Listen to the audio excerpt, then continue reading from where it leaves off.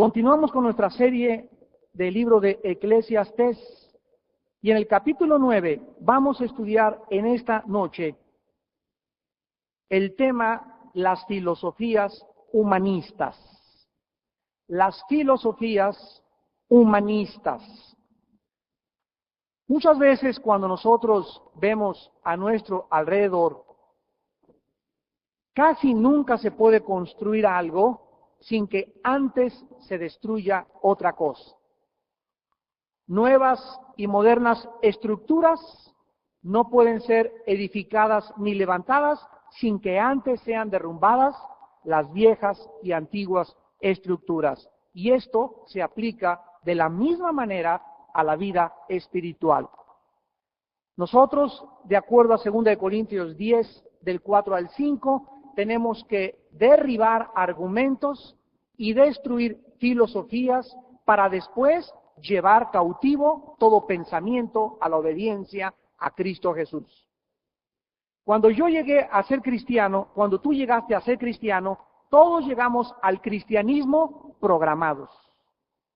A mí me metieron en el programa del comunismo, me metieron en el programa del materialismo, me metieron en el programa del hedonismo, me metieron en el programa de la pluralidad materialística y la dialéctica materialista marxista, y creía yo que Freud era lo máximo y que el Che Guevara era lo máximo, y llegamos programados al cristianismo.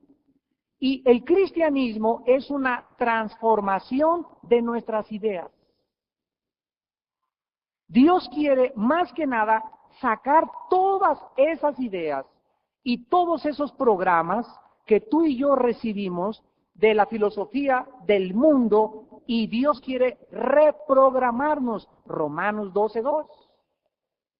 No se conformen al mundo. Ya no permitan que el mundo moldee vuestra manera de pensar, sino transfórmense.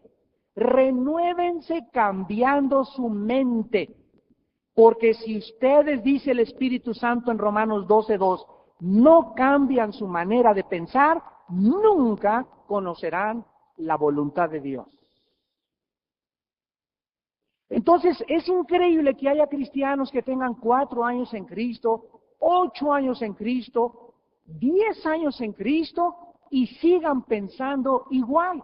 Su negocio lo siguen manejando como cuando no eran cristianos. Su matrimonio lo siguen manejando igual como cuando no eran cristianos. Les siguen gritando, su esposa sigue siendo su esclava, siguen de machos, siguen de parranderos, siguen con sus canitas al aire. El muchacho sigue viviendo en el estudio, en la escuela, en la preparatoria, igual que antes de que no fuera cristiano. Si no hay un cambio en nuestras ideas, lo cual solamente se puede percibir cambiando nuestra manera de ser, no hemos recibido la vida eterna. Porque Dios viene a nuestra vida a revolucionarnos. Y lo primero con lo que Dios comienza es con nuestras ideas del pasado. Es más importante destruir las ideas que darle la sanidad a una persona. Escuchen lo que les acabo de decir. A mí me interesa más cambiar tu manera de pensar que decirte levántate y camina si estás paralítico. Porque si te levantas y caminas y sigues pensando como antes de que fueras paralítico y ahora eres sano, ¿de qué te sirvió haber sido sanado? A Dios le interesa cambiar nuestras ideas. A mí me interesa más a un pobre decirle, toma una caña de pescar y te voy a enseñar a pescar, o te voy a enseñar a trabajar, a darte dinero y seguir sosteniendo tu pobreza y tu mendicidad para que nunca aprendas a trabajar. Dios no vino a dar limosnas, Dios vino a capacitarnos para que fuéramos productivos. Entonces, es importante que nosotros comencemos ya a entender esto. La ignorancia es el enemigo más grande del ser humano. Jesús lo dijo en Juan 8, 31 y 32. El día que ustedes conozcan la verdad tiene un poder de libertarlos, porque la verdad los hará libres. Y Jesús dijo, yo soy la verdad. En otras palabras, cualquier persona que nos escuche en esta noche, que no conozca la verdad, y la verdad solo es una, la verdad no es relativa bíblicamente. Fuera de la Biblia, todas las verdades, filosóficamente, son relativas. Por eso es que es tan impactante el mensaje de la Biblia, porque cuando vienes a la Biblia comienzas a tratar por primera vez en tu vida con verdades absolutas. El otro día leí un reportaje de la Universidad de Princeton y de la Universidad de Harvard, y decía el maestro o el rector de la Facultad de Psicología de Harvard que no hay ninguna universidad en el mundo que enseñe verdades absolutas, porque no existen para los ateos. El mundo no puede creer que hay algo absoluto. Entonces, venir a la Biblia es tratar con verdades que sobrepasan nuestra propia capacidad de pensamiento. El rey Salomón descubrió esta verdad y comenzó a encontrar que realmente las filosofías de la vida no nos llevan a ningún destino, porque todas son vanos pensamientos, son vanas ideologías, son vanas percepciones de la forma y de la existencia del mundo, porque el ser humano es un ser humano, de acuerdo a la Biblia, separado de Dios. Y por sí mismo, el ser humano, con su capacidad mental, no podrá, por más inteligente que sea, tratar realmente de interpretar la vida. ¿Qué es la vida? ¿De dónde vengo? ¿Quién soy? ¿A dónde me dirijo? Por mí mismo, nadie podrá alcanzar estas respuestas, ni tener estas respuestas, estas interrogantes satisfechas. Todas caerán en el terreno de la especulación, de las hipótesis y de las teorías humanistas. Es Dios el que nos revela quiénes somos. Es Dios quien me revela de dónde vengo. Es Dios quien me dice cuál es mi destino. Y Dios no solamente me revela esto, sino que Él me revela quién es Él. Y cuando yo conozco a ese Dios y comienzo a entender ese Dios y comienzo a adaptar mi manera de pensar a su manera de pensar, porque su manera de pensar no es como yo pienso, su manera de actuar no es como yo actúo, es cuando yo comienzo a interrelacionarme y mi vida comienza a cobrar propósito y significado. Mi vida no puede tener propósito, ni tu vida tampoco significado, hasta que tú no conozcas al Dios de la Biblia, al Dios y Padre de Jesucristo, al Dios que dio su vida por ti en una cruz. Dentro de estas filosofías que podamos mencionar en este pasaje, vamos a encontrar 4 principales antes de abordar la verdadera filosofía de la vida. Vamos a revisar estas 4 filosofías demostrando, ¿verdad?, que ninguna de ellas puede satisfacer más que la que encontramos en Eclesiastés capítulo 9. En primer lugar tenemos la filosofía materialista. En primer lugar, toma nota, materialista. Esta filosofía es la que predomina en todos los medios de comunicación y en todos los sistemas de mercadotecnia en el mundo entero. Te ponen un coche y te ponen una muchacha desnuda junto al coche. Te ponen los cigarros Marlboro y te ponen el símbolo más cercano a la hombría, un vaquero. Fuerte con su sombrero de charro o de cowboy, con los cigarros Marlboro. Todo es manejado con el propósito de hacernos creer que la vida del hombre consiste en la abundancia de los bienes que posee. Los padres les enseñan a las hijas, cásate con un muchacho que tenga convertible, cásate con una persona que tenga una carrera universitaria, no te cases con un pobre mijita porque te va a ir como yo. De chiquitos a los niños, los papás les comienzan a enseñar, mira mi Rolex, mira esto, mira los zapatos que me acabo de comprar, pues nos vamos a ir a Europa a tal y tal seminario, y fuimos al museo, y le dieron a mi hijo un doctorado para hacerlo fulano de tal, y todo el énfasis del mundo, platicas con alguien y es, ¿qué tienes? ¿Dónde estudiaste? ¿Cuánto sabes? ¿Y a qué te dedicas? Para ver si me conviene ser tu cuate. La filosofía materialista es la que abrazan las personas en búsqueda insaciable de tener y acumular fortuna. En Lucas 12:15 Jesucristo dijo, la vida del hombre no consiste en la abundancia de los bienes que posee. Para ellos, las relaciones con los demás son importantes siempre y cuando puedan sacar, como decimos vulgarmente en México, raja de una amistad. Si te invito a cenar a mi casa, no es porque seas plomero, porque seas carpintero, es porque te quiero sacar algo. Quiero relacionarme contigo. Si voy al club, es para conocer gente importante con la cual relacionarme y con la cual algún día yo pueda tener. Y toda la filosofía materialista está basado en la conveniencia. Comenzamos a tratar a los seres humanos como objetos. A ver, ven muchachitas, yo soy el jefe de la compañía, te invito a un café, tienes buen cuerpo, eres jovencita, y tú, lo único que eres para mí, eres un objeto. Yo quiero que tú me satisfagas sexualmente y te subo el sueldo. Fuera del sexo, para mí no vales un cacahuate. Y los jóvenes crecen y comienzan a tratar a las muchachas nada más como objetos sexuales. Se casan y su esposa es objeto sexual. Cuando tiene ganas el macho, brinca y relincha como caballo bien alimentado tras de la damisela. Pero jamás es atento con ella, no la trata como mujer, no le da el respeto que tiene, no tiene detalles con ella, no es amoroso con ella porque ella es un objeto sexual para él, nada más. Las mujeres comienzan a descubrir que realmente son objetos sexuales y que se han convertido en objetos sexuales y les cae el 20 y se rebelan y dicen liberación femenina. Y de ahí muchas brincan al lesbianismo, otras un odio tremendo en contra de los varones, que jamás lo pueden sacar de su corazón y lo transmiten a sus hijas y sus hijas y sus nietas y sus bisnietas heredarán el mismo espíritu de odio al varón, porque ellas fueron abusadas.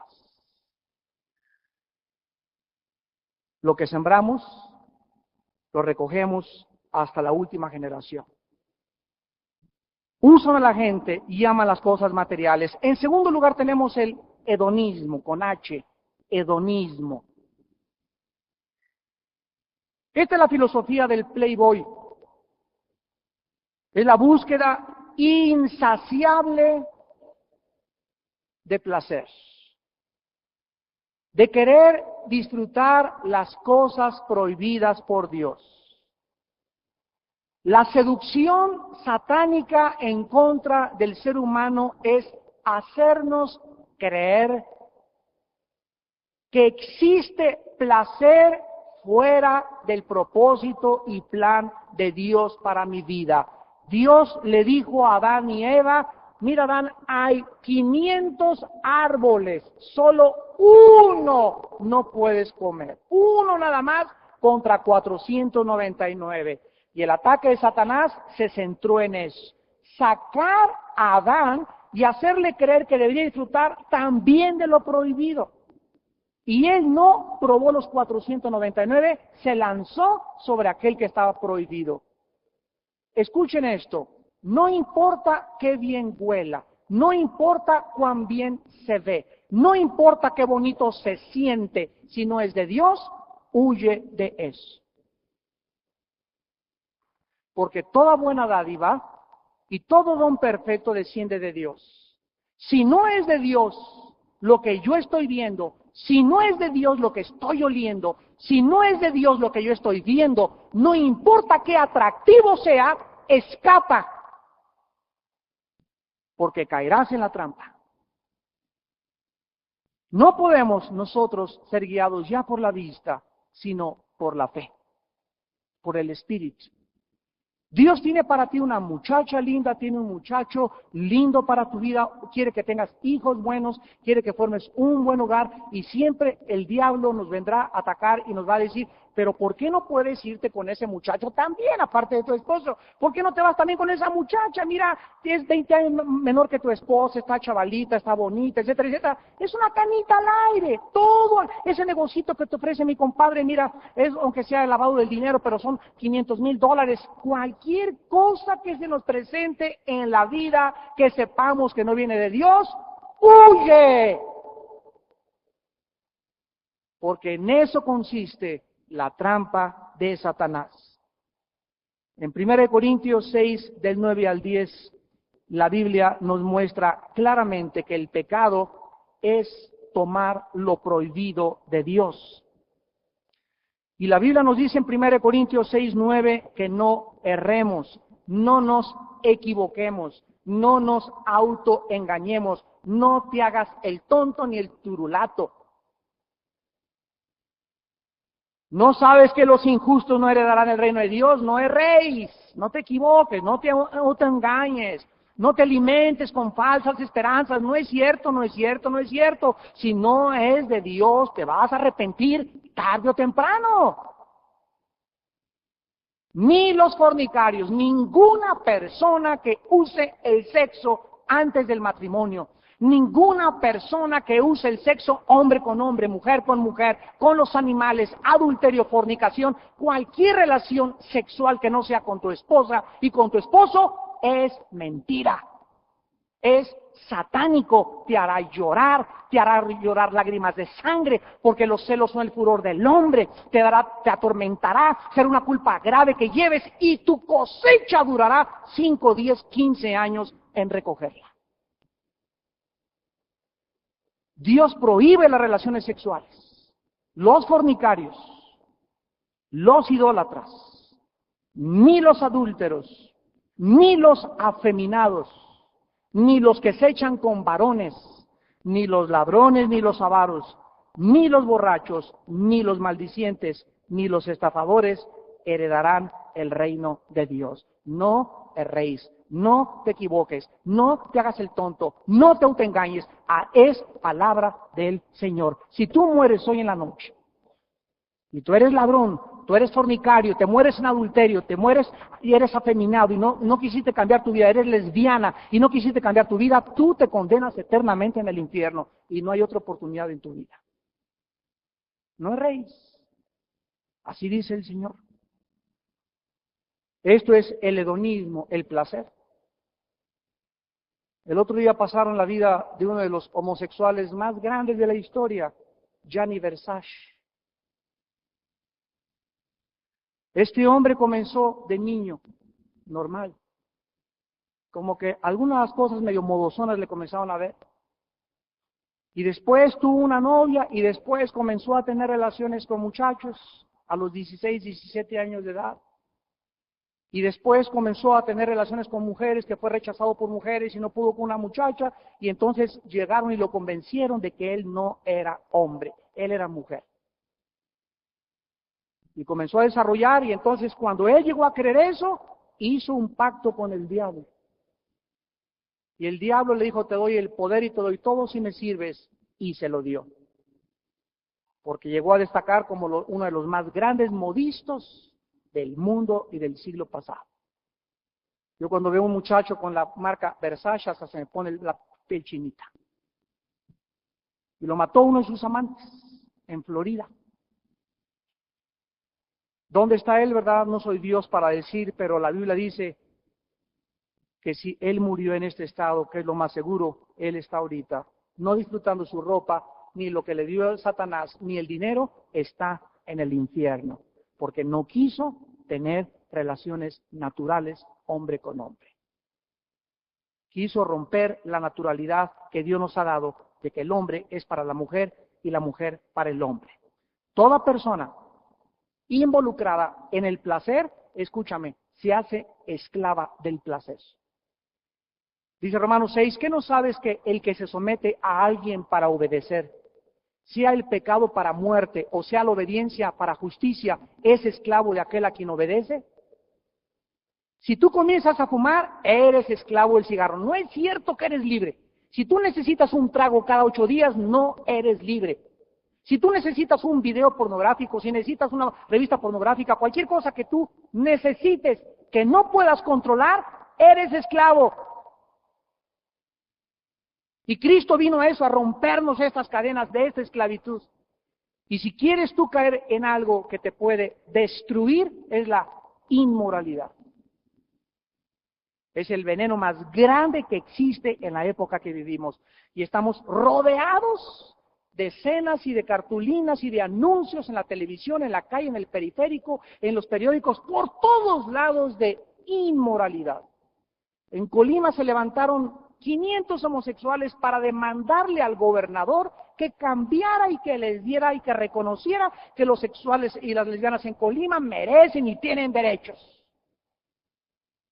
Y esas personas antinaturales se están levantando y están haciéndole creer a la sociedad que la sociedad les debe dar derechos, cuando desde el punto de vista que ellos rompen y violan lo natural, pierden sus derechos. Porque ellos están atentando contra las familias mexicanas. Amnistía Internacional la semana pasada le dio un premio a dos de las más famosas lesbianas en Estados Unidos porque después de mucho tiempo decidieron divorciarse, y les dio el premio porque duraron casadas más de 10 años.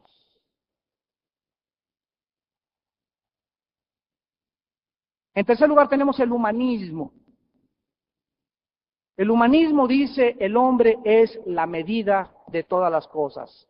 El humanista, no lo confundan con el humanitarismo, esto es otra cosa. Humanitarista es el que se compadece de los seres humanos. El humanista es aquella persona que cree que el ser humano tiene la respuesta para los problemas humanos. En la Biblia de los humanistas dice, en el principio el hombre hizo el cielo y la tierra. El filósofo humanista Corliss Lamont, el más famoso del siglo pasado, lo dijo claramente. El humanismo tiene toda su fe en el ser humano y cree que el ser humano posee la capacidad y el potencial de resolver todos sus problemas a través de la ciencia, a través de la tecnología, a través de su razón y a través de su visión. Esto es el humanismo. El famoso astrónomo que acaba de morir, Carlos Sagan, dijo, el universo es todo lo que hay y no hay más. Jean-Paul Sartre, el filósofo materialista del humanismo, dijo, fuera de ti mismo no encontrarás nada. La razón de nosotros está dentro de nosotros. En mi plano particular he descubierto que no he encontrado nada que me dé satisfacción. La vida es una náusea. Friedrich Nietzsche dijo que Dios estaba muerto, otra filosofía humanista que influyó a Adolfo Hitler, y precisamente los más grandes hombres que han influido este siglo, los cuatro fueron humanistas: Carlos Darwin, Carlos Marx, Friedrich Nietzsche y Sigmund Freud. Los cuatro ateos y los cuatro, qué paradójico, judíos. Son los que más daño nos hicieron en este siglo. Carlos Darwin, Carlos Marx, Friedrich Nietzsche y Sigmund Freud. En las cuatro áreas, uno en el área de la mente, en el área de la sociedad, en el área del capital y del trabajo, y el otro en el área de la filosofía. Pero los cuatro influyeron e hicieron que muchos jóvenes entraran de la época de los 60 a los 80 en el siglo que vivimos y propagaran las drogas.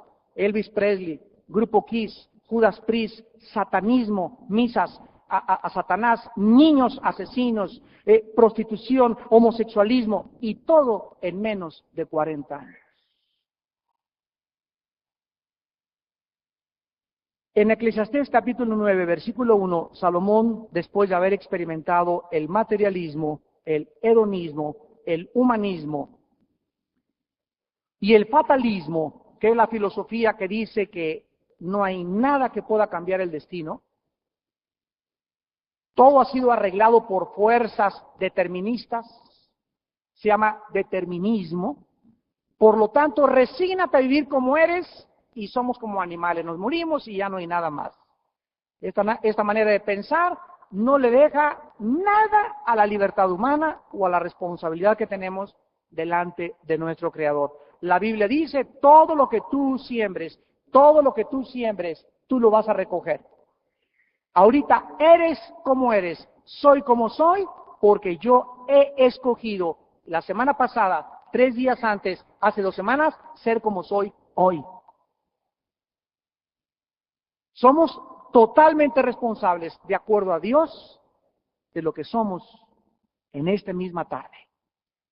Si estás amargado, tú has escogido ser amargado. Es que usted no sabe mi pasado, es que más grande que tu pasado es la gracia de Dios. Es que tú no sabes que me violaron 5 veces mis hermanos cuando era niña. Es que para eso está la sangre de Cristo, para que no tengas culpa de tu conciencia, porque la misma sangre de Cristo nos limpia de nuestra conciencia culpable que nos atormenta. Para eso vino Jesús.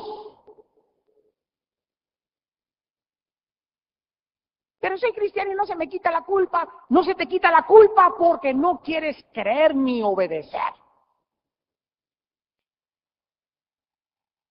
Dice en Hebreos 4 que el que cree y no ha entrado al reposo es porque no ha creído con fe. Tu creencia fue intelectual, creíste en un Cristo que nada más estaba en la cruz, pero nunca has dicho, Jehová es mi pastor, Él me pastoreará. Encomienda a Jehová tu camino y confía en Él, y Él hará. Él exhibirá tu justicia como la luz, y todo lo que tú hagas en tu vida podrá ser verdaderamente realizado por el poder del Espíritu Santo. Nunca has confiado en Dios. Tu vida nunca ha sido cambiada. Y este es el propósito de este mensaje en esta noche, que veamos realmente qué es lo que vale la pena en nuestra vida. En el versículo 1 encontramos la soberanía de Dios. Dice la Biblia en Eclesiastés 9:1, ciertamente he dado mi corazón a todas estas cosas para declarar todo esto, que los justos y los sabios y sus obras están en la mano de Dios. Que sea amor o que sea odio, no lo saben los hombres, todo está delante de ellos. Aquí encontramos en primer lugar que el ser humano no significa que sea un títere, que Dios hace todo lo que le manda, porque la Biblia nos enseña nuestra responsabilidad. Esto es muy importante para tener un balance adecuado de cómo piensa Dios. Por un lado, dice la Biblia que nuestras vidas están en manos de Dios, y por otro lado, aquí está la reconciliación de dos puntos aparentemente diferentes. Se nos dice, Jerusalén, Jerusalén, Mateo 23, Jesucristo hablando a Jerusalén, que quise como la gallina cuida sus pollitos, abrigarte bajo mis alas, y tú no quisiste. Jesús está diciéndole a los habitantes de Jerusalén que ellos eligieron voluntariamente rechazarle. Por lo tanto, son culpables. Y aunque Dios sabía de este rechazo, ellos siguen siendo responsables, no de un predeterminismo, sino de una elección libre y autónoma que el hombre decide tomar ante los ojos de Dios. Dios sí es cierto que interviene en los destinos de la historia y su voluntad es perfecta, y cuando nosotros entramos a la voluntad de Dios, todas las cosas, Romanos 8, versículo 28 al 30, contribuyen para nuestro bien. El momento en que yo me acojo, el que mora al abrigo del Altísimo, morará bajo la sombra del Omnipotente. El que se acerca a Dios comienza a ser protegido. El que se acerca a Dios comienza a tener luz. El que se acerca a Dios comienza a cobrar propósito y significado en su vida. El que se acerca a Dios comienza a gozar de las bendiciones de un Padre que nos da descanso, seguridad y nos quita el temor de nuestra muerte y nos inculca un futuro maravilloso, como dice 1 Pedro 1:3. Bendito el Dios y Padre de nuestro Señor Jesucristo, que nos hizo renacer para una esperanza viva por medio de la resurrección de Cristo de entre los muertos. Bendito sea, Señor, porque me diste esta nueva vida ahora, para que ahora viva con una esperanza real, verdadera. Ya no es la pornografía, ya no es el materialismo, ya no es el placer, ya no es el fatalismo. Ahora mi vida ha cambiado totalmente. Y me has librado de estas 4 principales filosofías fatalistas y tremendas destructivas, y ahora me has dado una esperanza viva, y ahora tengo otro enfoque en la vida. Mi filosofía ahora es otra, es absolutamente nueva. Y esa filosofía me da vida, me da salud, me da estabilidad emocional, me da seguridad, me da gozo, me da alegría, me dan ganas de cantar, de bailar, de arreglar, y aunque estoy atribulado en todo, nunca estaré derrotado. Aunque sea perseguido, nunca me desamparará mi Señor. ¿Por qué? Porque en todas estas cosas somos más que vencedores. Hasta me dan ganas de brincar y bailar. El ser humano nunca sabrá lo que sucederá a cualquiera. Tú nunca vas a saber cuando venga tu bancarrota económica. Nunca vas a saber cuando venga tu muerte. Nunca vas a saber cuando de repente te saques la lotería. Todas estas cosas están fuera de nuestro alcance. Tú no escogiste el día de tu nacimiento tampoco, no escogerás el día de tu muerte tampoco. Todas estas cosas y circunstancias están controladas por Dios. Y de Él no nos podemos burlar. En segundo lugar dice el versículo 2 y 3, todo acontece de la misma manera a todos. Un mismo suceso ocurre al justo y al impío, al bueno, al limpio y al no limpio, al que sacrifica y al que no sacrifica, como al bueno así al que peca, al que jura como al que teme el juramento. Este mal hay entre todo lo que se hace debajo del sol, que un mismo suceso acontece a todos, y también que el corazón de los hijos de los hombres está lleno de mal y de insensatez en su corazón durante su vida, y después de esto se van a los muertos. En segundo lugar, tenemos la absoluta certeza de que vamos a morir todos. Desde el primer pecado de Adán hasta nuestros días, la muerte es algo, de acuerdo a Romanos 5:12, que es transmitida. Me acuerdo cuando hace algunos años un cronista en el radio, en la televisión, llamado Jacobo Zabludowski, hizo una encuesta para preguntar ¿qué es la muerte? Invitó a astrólogos, a divinos, a brujos. Vamos a debatir. Estuvo como 3 semanas en este programa, ¿qué es la muerte? Nadie podía decir, todos hablaban insensateces, barbaridades, que somos chispas, que nos vamos a regresar a las cucarachas, que vamos a reencarnar, etcétera, etcétera, porque casi nadie abrió la Biblia. Y en Romanos 5:12 la Biblia dice que así como el pecado entró a un hombre y por el pecado pasó la muerte, así la muerte pasó a todos los hombres por cuanto todos pecamos. ¿Qué es la muerte? De acuerdo a la Biblia, es una enfermedad del alma. Es una maldición que has heredado y yo he heredado. Y ahora que se descubre el genoma humano y que ahora se pueden transmitir las enfermedades y transmitir el carácter y transmitir los espíritus también de generación a generación, ahora comprendemos la validez y la claridad de la exposición de las Sagradas Escrituras. La muerte nos fue transmitida. Tú vas a morir y yo voy a morir. ¿Por qué? Porque dice Romanos 6:23, la paga del pecado es la muerte.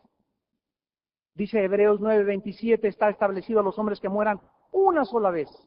Y después, el juicio.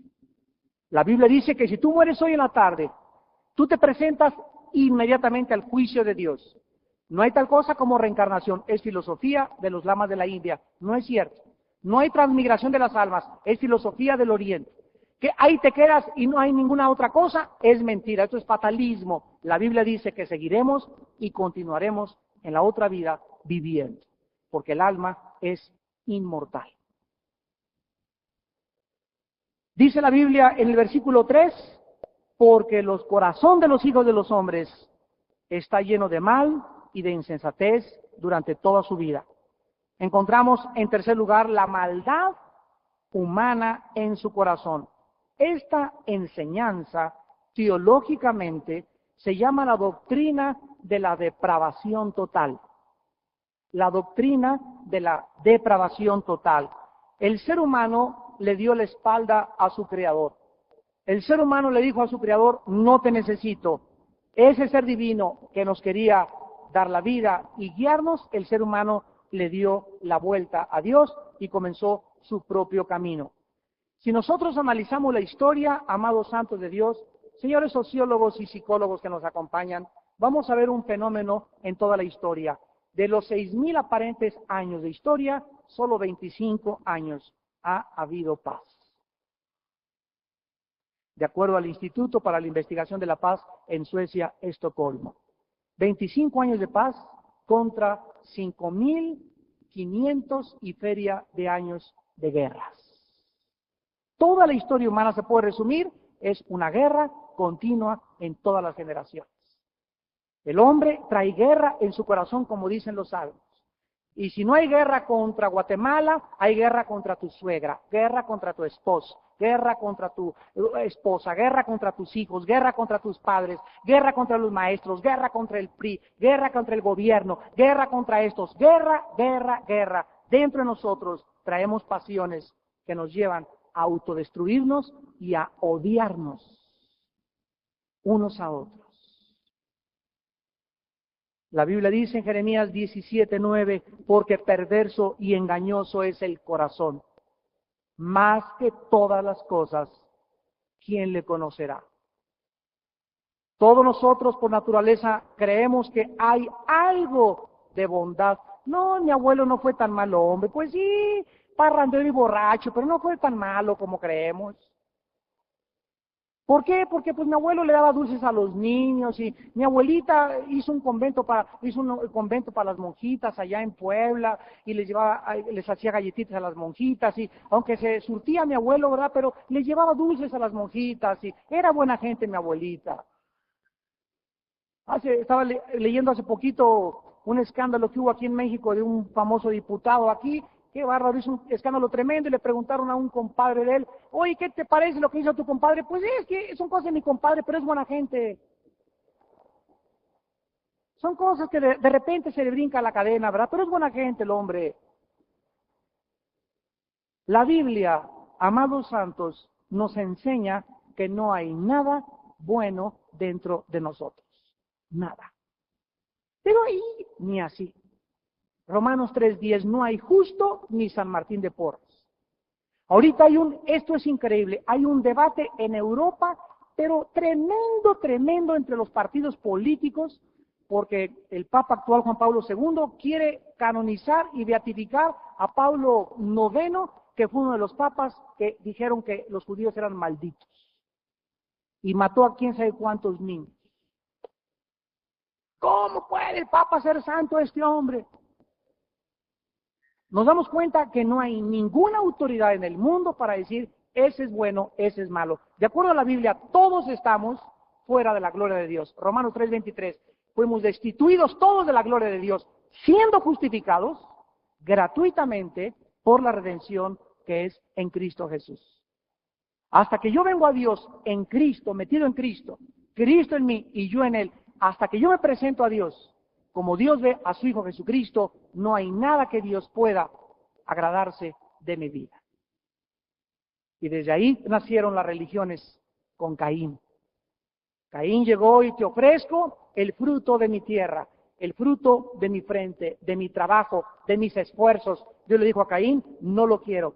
Vino Abel y le trajo un sacrificio con derramamiento de sangre, porque él les había enseñado a sus papás que sin derramamiento de sangre, Hebreos 9:22, no hay remisión de pecados. Dios puso la forma como nos deberíamos acercar a Él, pero el hombre quiere, al no conocer a Dios, el hombre inventó cómo acercarse a Dios. Ya sé cómo, con un sacrificio o haciendo buenas obras. De ahí las peregrinaciones, las mandas, irme de rodillas a una iglesia, por toda la banqueta, cargar en días festivos cruces, golpearme con chicotes. ¿Para qué? Para ser aceptado por Dios. Y Dios dice en la Biblia, el sacrificio de los impíos es abominación a Jehová. Amados santos de Dios, ¿qué es lo que Dios quiere para nuestra vida? Versículo 7. Anda y come tu pan con gozo y bebe tu vino con alegre corazón, porque tus obras ya son agradables a Dios. ¡Qué barbaridad! Pero yo creía que me querías en un convento hincado y chicoteándome todo el día, Señor, y allí con cara de mucho, ¿cómo estás, hermanito? Y ahora me dice la Biblia, come tu pan con gozo, grita y baila, gózate y alégrate. Filipenses 4:4, gócense, gócense, gócense, gócense, alégrense justos en Jehová, dancen con pandero, con salterio, con órgano, con guitarra, alaben a Dios justos. Dios quiere que estemos contentos y gozosos. Ese es el principio del camino de Dios. Increíble.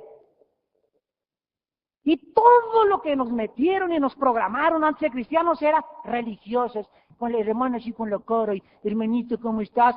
Todos los santos nos los pintan así, con cara de borreguita medio morir, una cara de tortijones que tienen las fotos de los santos y todo, ¿verdad? Así, todos así, y esa es la imagen que creíamos que era el cristianismo, y llegamos a la Biblia y encontramos otro panorama diferente. Nos engañaron. Esa es la palabra. Dios quiere que nosotros reamos verdaderamente en vida, en esta vida, que la disfrutemos y que la gocemos dentro de sus planes.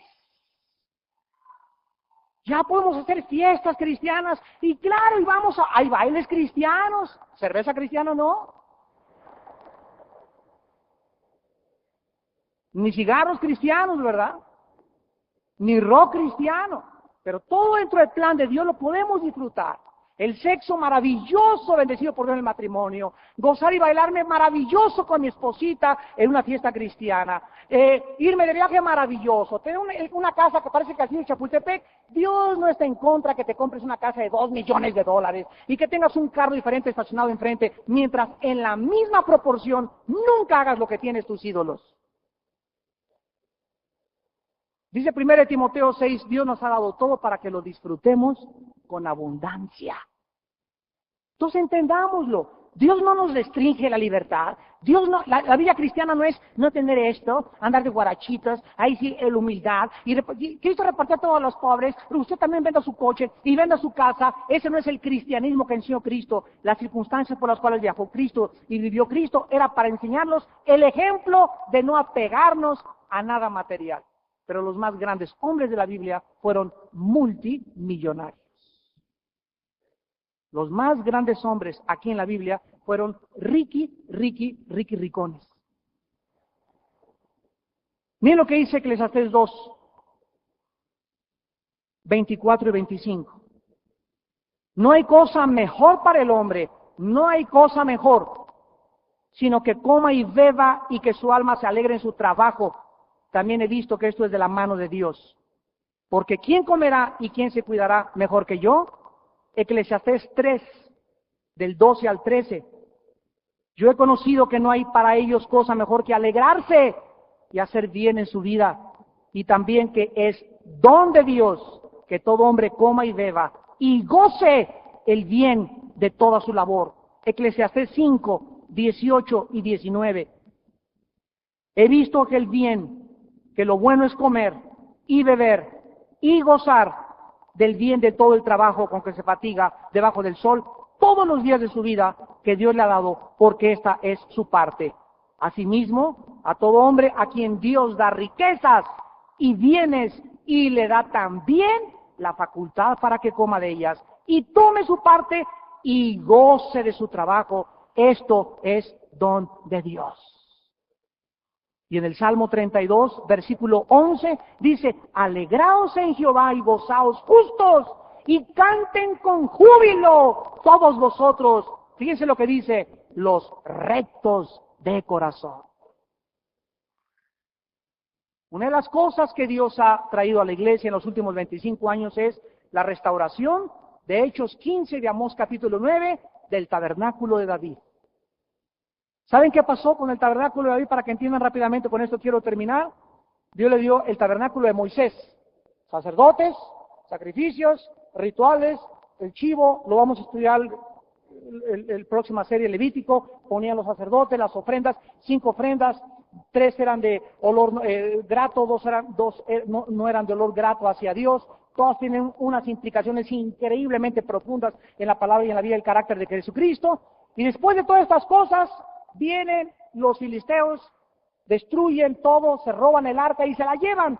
Y David, el rey David, va tras el arca y les quita a los filisteos, 1 Samuel, el arca, y entonces David, le hace una tienda de campaña al arca y la pone debajo del arca. Se llama el tabernáculo de David. No había sacerdocio, no había peregrinaciones, no había sacrificios, no había nada. Se llama el tabernáculo de David. ¿Y saben lo que David hace? Él constituye cantores, levitas, personas con panderos y comienza a cambiar la religiosidad en la que cayeron con el tabernáculo de Moisés. Y Dios dice que la iglesia hizo lo mismo. Durante mucho tiempo la iglesia era entrar, los cristianos evangélicos me refiero, a la iglesia, santo, santo, santo, Señor, y con la cara así. Si alguien levantaba así la mano, era, adiós, mi compadrito, ya lo mucho, ¿verdad? Y que mover los pies, pero para nada. Y comenzamos a estudiar más la Biblia, y más la Biblia, y más luz, y cántense, y gócense. Regresa la danza hebrea, no la salsa ni el cha-cha-cha. Y comenzamos a ver que hay diferencia y que podemos cantar y con banderas y todo y echar relajo a lo cristiano, y comenzamos a descubrir otra cara del cristianismo bíblica y se llama la restauración del tabernáculo de David. Y dice en Hechos 15 que cuando Dios comenzara a cambiar esta fase y a quitar la religiosidad y a meternos a lo que hizo David, que es danza y con tímbalos y con cantos y con toda la iglesia dentro, claro, del orden de Dios, teníamos los minutos contados.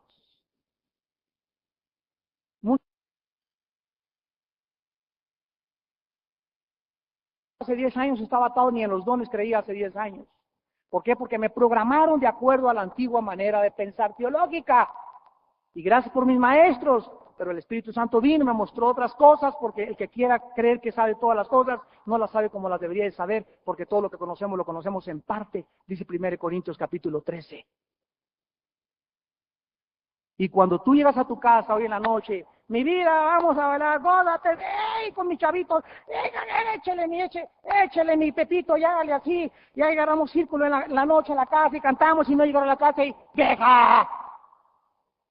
Michela, amargura, grito, penumbre, frialdad en tu casa, pero llegas a la iglesia con tu Biblia en la mano, como los fariseos, y eres un hombre de Dios, y llegas a tu casa y ¡chamaco! ¡Vieja este y el otro!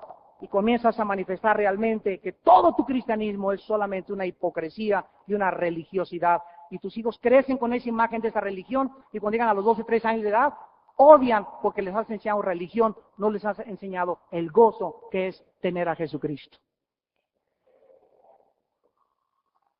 Y finalmente dice que Eclesiastés 9, en el versículo 9, goza de la vida de la mujer que amas, gózate con ella, gózate con tu esposa, todos los días de tu vida que te son dados, todos los días de tu vanidad, porque esta es tu parte en la vida y en tu trabajo con que te afanas debajo del sol.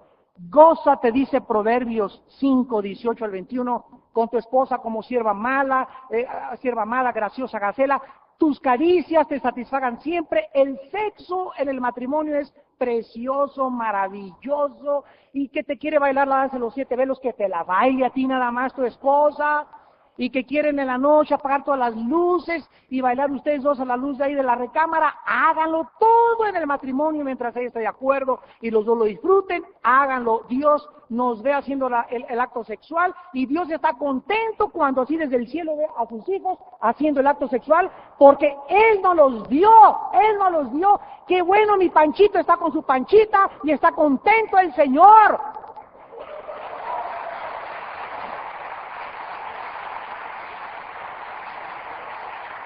Pero miren, la religión nos programó y nos enseñó que era al revés. Yo recuerdo a mi abuelita que me decía, yo 25 años, cuando hacía el amor con tu abuelo, me decía mi abuelita, no me quitaba la falda. Porque nos enseñaron que era sucio el sexo. Y comienzan muchas mujeres que no llegan preparadas, por eso tenemos allá cursos prematrimoniales en consejería. Por eso tenemos un retiro ahora, 4 o 5 de noviembre, en Iztapan de la Sal, para ir a los matrimonios. Ahí vamos a hablar de eso. ¿Por qué? Porque necesitan los matrimonios. La mujer necesita saber cómo funcionar sexualmente y el hombre también. No es un tabú ni que no hay que escondernos. Hay que hablar claro como dice la Biblia, porque no es vergüenza hablar de estas cosas. Son santas a los ojos de Dios. Hebreos capítulo 13, versículo 4. Honroso sea el matrimonio sin mancilla, pero a los adúlteros y fornicarios los juzgará Dios. Muchos de ustedes están al punto del divorcio por relaciones sexuales donde la mujer empuja al hombre y no quiere tener nada con el hombre porque es frígida y porque es feo y porque es sucio, etcétera, etcétera. Y por otro lado es un orangután que no la sabe tratar y la ha hecho que se acorrale ahí la esposa, y por un problema sexual están a punto de divorciarse después de 15 años de matrimonio. Increíble, ¿verdad? Cuando aquí tenemos Corintios 7, todo un capítulo del Nuevo Testamento que habla sobre el sexo en el matrimonio. Que no nos neguemos el uno al otro, que no, es un deber el sexo. No nos neguemos para que no nos tiente Satanás. Sigue empujando a tu esposo y rechazando a tu esposo, y vas a empujar a tu esposo al adulterio. Y tú sigues viendo otras mujeres y muchachitas, etcétera, etcétera. Cuando tengas relaciones con tu esposa, no vas a tener relaciones con tu esposa, sino con la muchacha que tienes en tu mente. Y Dios conoce lo que estás pensando, porque conoce nuestros pensamientos. Salmo 139, y Dios comienza a alejarse de tu matrimonio cuando hagas el amor con tu esposa, y comienzan a encontrar frustración. Ya no están satisfechos porque no tienen la bendición de Dios. Solo con la bendición de Dios podemos gozar la vida. La bebida, el sexo, la comida, los viajes, mi casa y todo. Si Dios conmigo, ¿quién contra mí? Oremos. Padre, te damos gracias por tu santa palabra. Porque tú nos mandas, Señor, que todo lo que nos venga a la mano lo hagamos según nuestras fuerzas. Porque después de esta vida no hay obra, ni trabajo, ni ciencia, ni sabiduría. Gócense ustedes que esperan en el Señor, alégrense en Jehová, justos. Canten cuando canten a Dios, canten con júbilo, contentos. Cuando estés con tu esposa, disfrútala, disfruta a tu esposo, disfruten sus cuerpos, porque están bajo el pacto de un matrimonio ante Dios. Cuando estés con tus hijos, disfruta a tus hijos, corre con tus hijos, ríe con tus hijos, que tu casa sea un pedazo de cielo en esta tierra, donde todo a nuestro alrededor es mentira, desilusión y vanidad de espíritu. Hemos venido a Dios para descubrir que la vida es libertad, porque donde está el espíritu, ahí hay libertad. Y es una libertad ordenada, es una libertad de gozo, nunca libertinaje. Porque Dios nos da una libertad con fronteras y con restricciones. Y nos manda que nos gocemos de todo en la vida, pero que no mordamos la fruta del conocimiento de la ciencia, del bien y del mal. Que no traspasemos sus límites, porque vamos a sufrir. El pecado siempre nos hará sufrir. El placer fuera de Dios nos dejará siempre insatisfechos. Nuestro trabajo y nuestra comida y la bebida, sin la bendición de Dios, nunca tendrán sabor. Porque separados de mí, dijo el Señor Jesús, nada podrán hacer. Gracias por traer a nuestra vida esta visión, esta esperanza, esta luz, Señor Todopoderoso. Y por ayudarnos a descubrirnos a nosotros mismos y a entender qué te gusta y qué no te gusta. Te alabamos, Jesús, en esta noche.